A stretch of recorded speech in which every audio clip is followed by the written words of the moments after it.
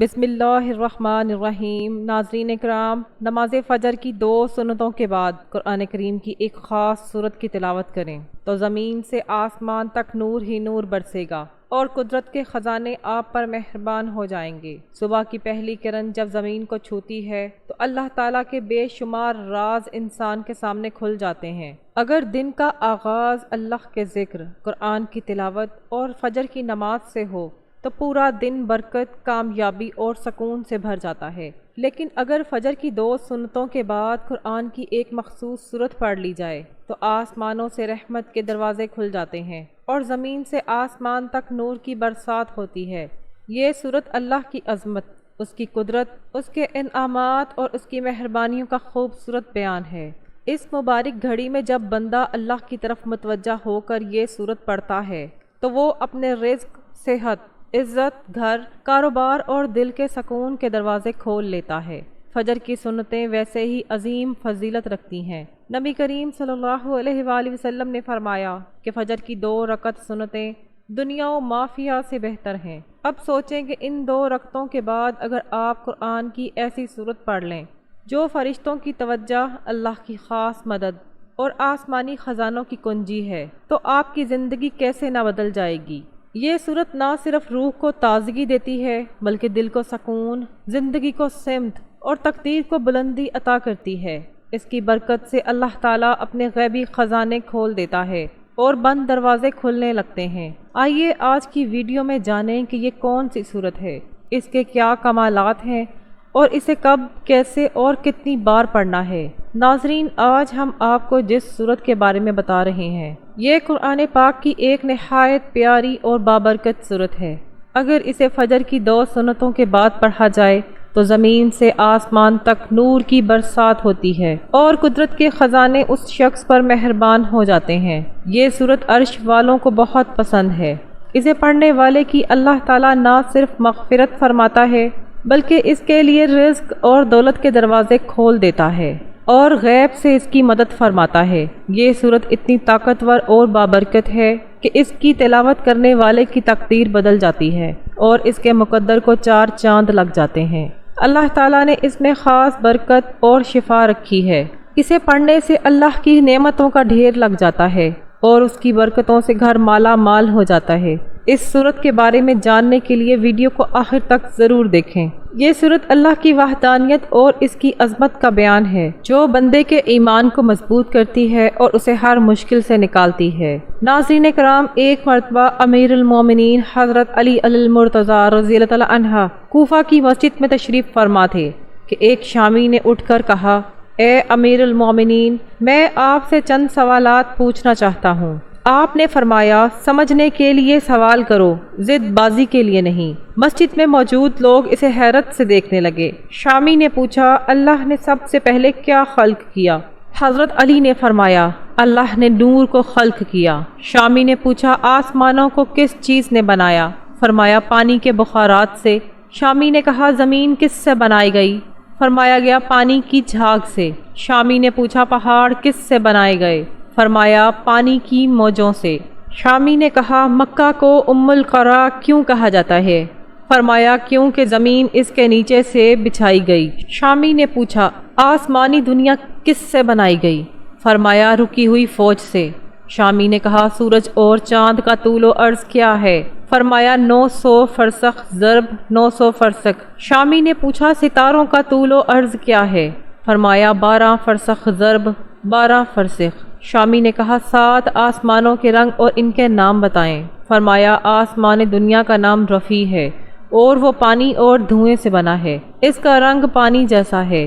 آسمان دوم کا نام فزوم ہے، اس کا رنگ تانبے جیسا ہے۔ آسمان سوم کا نام معدون ہے، اس کا رنگ ملتا جلتا ہے۔ آسمان چہارم کا نام ارفعلون ہے، اس کی رنگت چاندی جیسی ہے۔ آسمان پنجم کا نام خون ہے، اس کی رنگت سونے جیسی ہے۔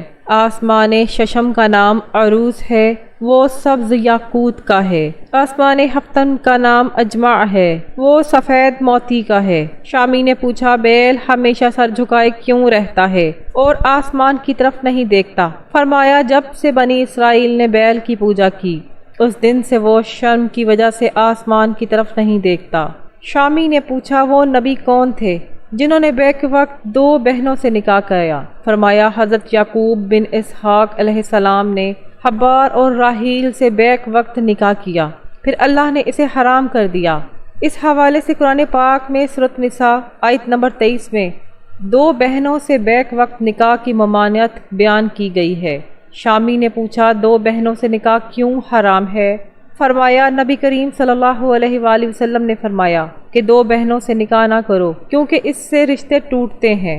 شامی نے پوچھا مد و جزر کیا ہے؟ فرمایا اللہ نے سمندروں پر ایک فرشتہ رومان مقرر کیا ہے، جب وہ پاؤں سمندر میں رکھتا ہے تو مد ہوتی ہے اور جب نکالتا ہے تو جزر ہوتی ہے۔ شامی نے پوچھا جنات کا باپ کون ہے؟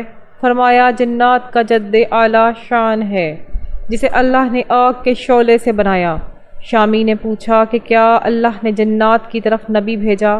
فرمایا ہاں، اللہ نے یوسف نبی علیہ السلام کو بھیجا لیکن جنات نے انہیں قتل کر دیا۔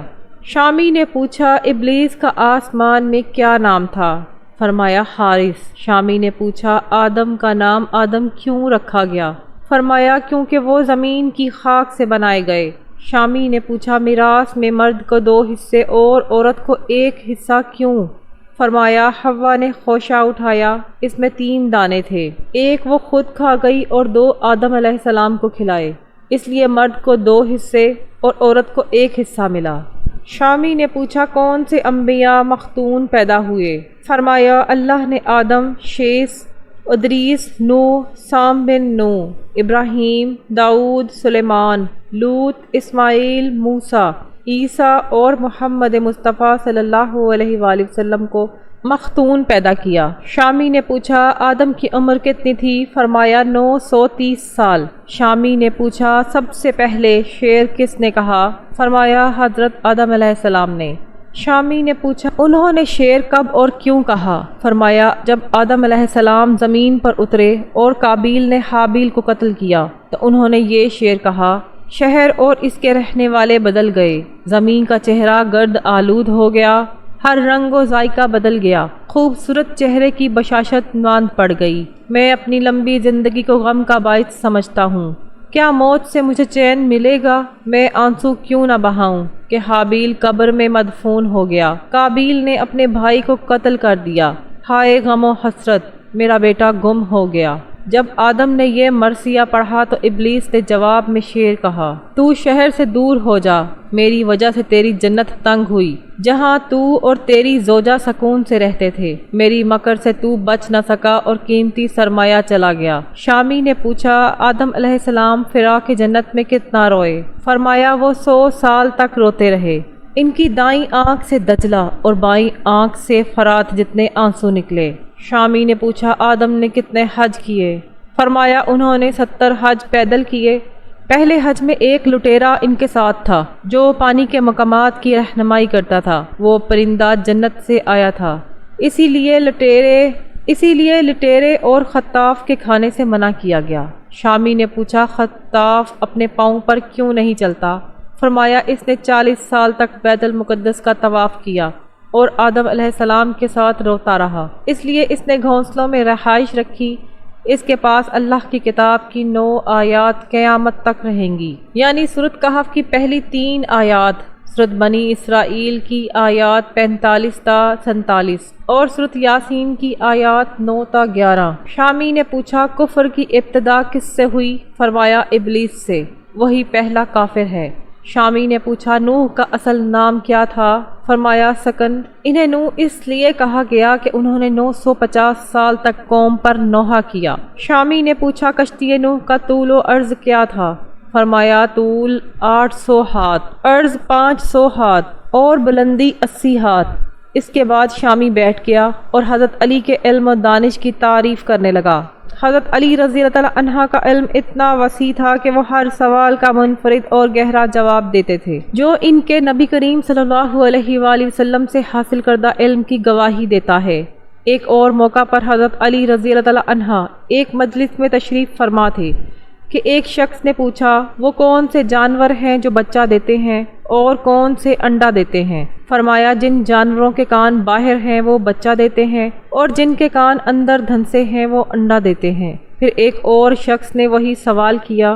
حضرت علی مسکرائے اور فرمایا جو جانور دودھ دیتے ہیں وہ بچہ جنتے ہیں اور جو دانہ کھاتے ہیں وہ انڈا دیتے ہیں۔ ایک تیسرے شخص نے وہی سوال دہرایا تو فرمایا جو جانور خوراک چباتے ہیں وہ بچہ جنتے ہیں اور جو نگل کر کھاتے ہیں وہ انڈا دیتے ہیں۔ پھر آپ جلال میں آئے اور فرمایا میں علی بن ابی طالب ہوں، نبی کریم صلی اللہ علیہ وآلہ وسلم کا داماد اور باب العلم ہوں، مجھ سے پوچھو جو چاہو، تم قیامت تک یہ سوال پوچھو میں مختلف جواب دوں گا۔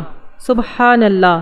ناظرین، اب ہم آپ کو اس سورت کے بارے میں بتاتے ہیں جو اس قدر طاقتور اور بابرکت ہے کہ اسے پڑھنے سے اللہ گھر پر نور برساتا ہے، قدرت کے خزانے بارش کی طرح برستے ہیں اور پڑھنے والا اللہ کا دوست بن جاتا ہے۔ جو شخص اپنے گناہوں کی بخشش مانگنا چاہتا ہے، دنیا و آخرت کو بہتر بنانا چاہتا ہے، اللہ کا قرب حاصل کرنا چاہتا ہے، فرشتوں کی توجہ اور عزت پانا چاہتا ہے، یا کسی پریشانی، تنگ دستی یا غربت سے نجات چاہتا ہے، وہ فجر کی 2 سنتوں کے بعد یہ سورت پڑھے۔ انشاءاللہ اس کی تمام خواہشات پوری ہوں گی، مشکلات ختم ہوں گی اور اللہ اس کی حاجات پوری فرمائے گا۔ جان لیں کہ یہ سورت فجر کی 2 سنتوں کے بعد پڑھنی ہے، جب آسمانوں کے دروازے کھلتے ہیں اور ہر دعا مقبول ہوتی ہے۔ نبی کریم صلی اللہ علیہ وآلہ وسلم نے فرمایا جو فجر کی حفاظت کرتا ہے وہ جنت میں داخل ہوگا۔ یہ دعاؤں کی قبولیت کا وقت ہے جب دل کی مرادیں رب تک پہنچتی ہیں۔ جو بندہ فجر کی 2 سنتوں کے بعد یہ سورت پڑھتا ہے، عرش کے فرشتے اسے سلام کرتے ہیں اور اس کے لیے دعا کرتے ہیں۔ یہ سورت زمین پر روشنی بکھیرتی ہے اور عرش الہی پر نور لے جاتی ہے۔ فرشتے اسے بار بار پڑھتے ہیں۔ جب کوئی بندہ اخلاص، محبت اور ادب سے اسے پڑھتا ہے تو فرشتے کہتے ہیں اے اللہ، یہ تیرا بندہ تیرا خاص کلام خاص وقت میں پڑھ رہا ہے، اس پر رحمت فرما۔ اللہ فرماتا ہے میرے بندے نے میری محبت کی بات کی، توحید کو بیان کیا، میرے سوا کسی کو یاد نہیں کیا، تو میں اسے دنیا و آخرت میں تنہا نہیں چھوڑوں گا۔ یہ مختصر سورت ہے لیکن اس کے اثرات بے حد ہیں۔ اگر اسے 100 مرتبہ پڑھا جائے تو اللہ 100 حاجات پوری فرماتا ہے، گناہ معاف کرتا ہے اور گھر پر نور برساتا ہے۔ بس سچے دل اور یقین سے پڑھیں، اللہ ہر دعا قبول فرمائے گا انشاءاللہ۔ ناظرین، یہ سورت اخلاص ہے۔ یہ بہت بابرکت سورت ہے۔ حضرت ابو ایوب انصاری رضی اللہ تعالیٰ عنہ فرماتے ہیں کیا تم میں سے کوئی ہر رات قرآن کا 1/3 حصہ پڑھ سکتا ہے؟ صحابہ نے کہا یہ کون کر سکتا ہے؟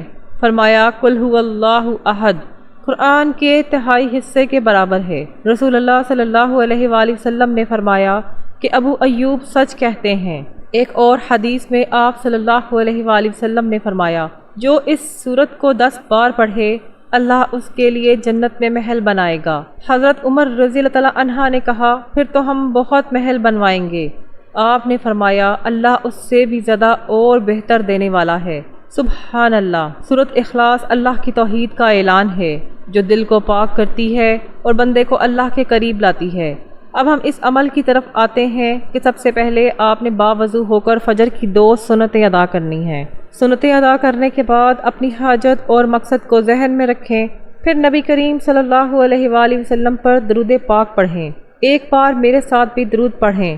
اللہم صلی علی محمد وعلی آل محمد کما صلیت علی ابراہیم وعلی آل ابراہیم انک حمید مجید۔ اللہم بارک علی محمد وعلی آل محمد کما بارکت علی ابراہیم وعلی آل ابراہیم انک حمید مجید۔ درود کے بعد سورۃ اخلاص 33 مرتبہ پڑھیں۔